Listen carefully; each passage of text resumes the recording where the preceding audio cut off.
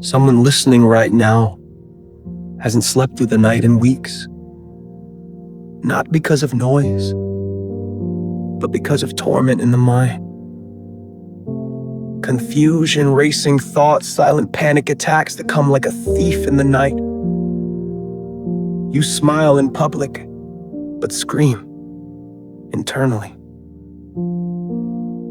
In Mark chapter 5, there was a man just like that. He lived among tombs, isolated, cut off from everyone who once loved him. The Bible says no one could bind him anymore, not even with a chain. He cried out day and night. He was tormented in his soul. But the moment Jesus stepped onto the shore, everything began to shift. Not even a legion of demons could stop him from running toward healing. Oh Lord, there are still people running from trauma, from torment, from the shame of what their mind has become. God of mercy, step onto the shores of our lives today. Step into the silence, step into the breakdown, step into the chaos. Speak to every voice that doesn't belong. Drive out every torment that hides in the shadows. You see what no doctor can diagnose. You hear the thoughts we don't know how to say. Jesus, restore peace in the storm of our minds. Break the chains of fear. Silence the spirit of confusion. Let clarity return like sunlight after a long night. Let your word pierce through the fog of mental fatigue. Let the name of Jesus be louder than every lie. I come against cycles of anxiety, cycles of shame, cycles of emotional collapse. Let the mind that has been spiraling find stillness in your presence. No more waking up in panic. No more torment in the night. No more believing the lies of the enemy. Lord, we receive your peace, not as the world gives, but as only you can give. Let this be the beginning of healing for the mind, for the emotions, for the inner world. But what if it's not just you? What if the battle is raging in someone you love?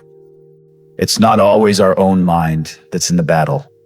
Sometimes it's someone we love, someone under the weight of something we can't see, and they won't talk about. There's a child locked in silence, a spouse unraveling under pressure, a friend numbing the pain through substances, but you see the torment beneath it.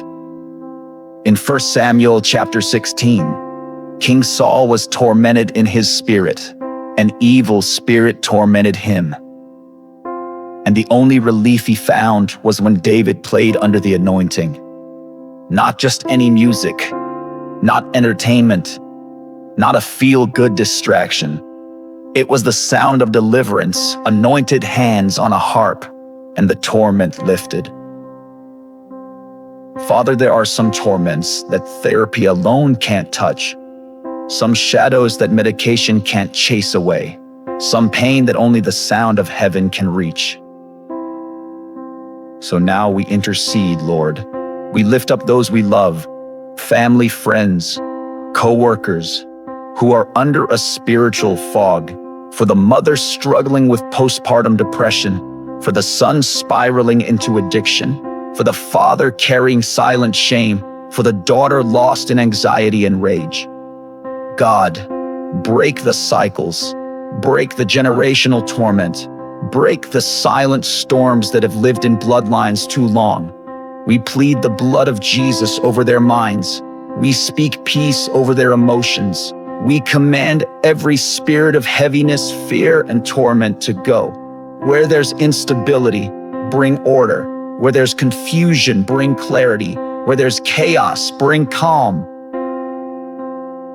Let the sound of your word play over them like David's harp. Even when we can't reach them physically, let the sound of prayer find them in the spirit. We declare, They will not lose their minds. They will not die in emotional darkness. They will not be swallowed by torment.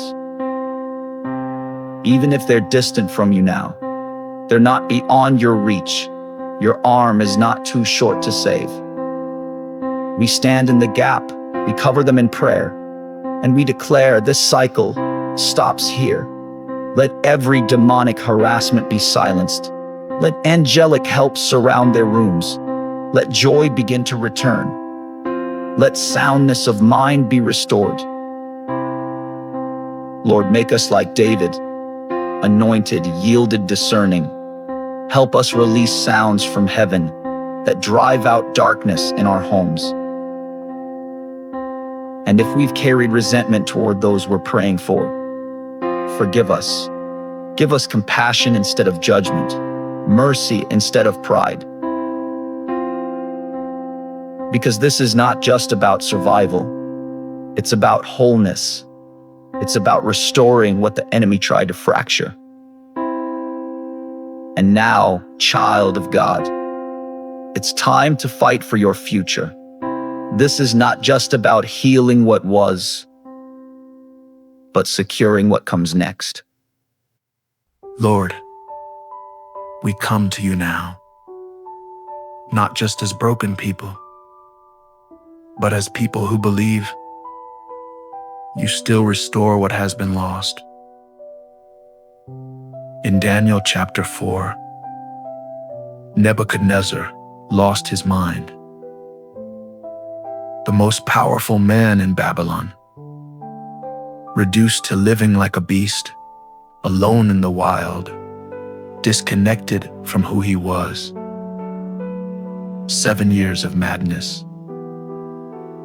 But then, he lifted his eyes to heaven, and your word says his sanity was restored. His kingdom was returned. His clarity came back, and he praised the God who sits above every throne. So, Father, we ask for that same mercy. For everyone who has broken down under pressure, shut down under trauma, or wandered away in spiritual confusion. Restore the mind. Restore emotional balance. Restore the ability to feel peace again. Where the mind has been stuck in fear, release it. Where thoughts have grown dark and loud, let holy stillness take over.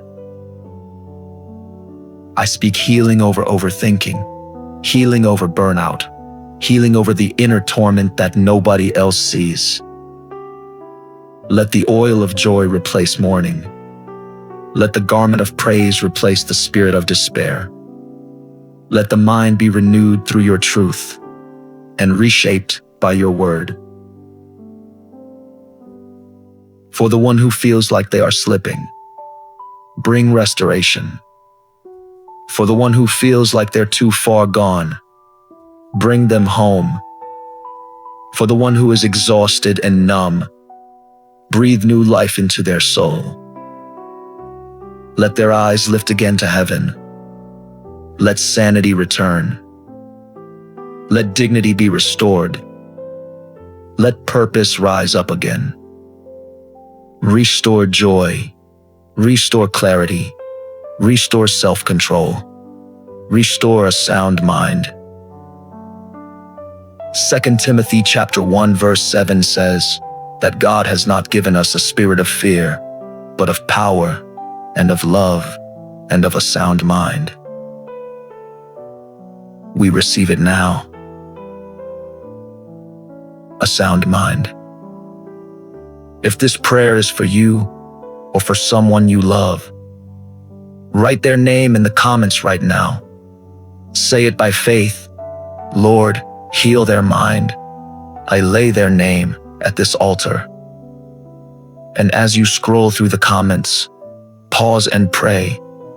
Speak life over someone else's name. Join them in faith.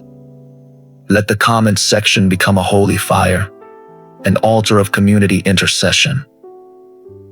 Pray for your sister's daughter. Pray for that brother's son.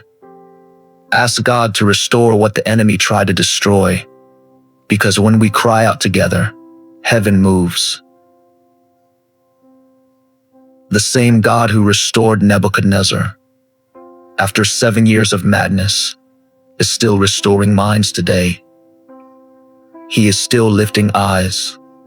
He is still returning joy. He is still calming storms that rage inside the head and the heart. In Jesus' mighty and miracle-working name, amen.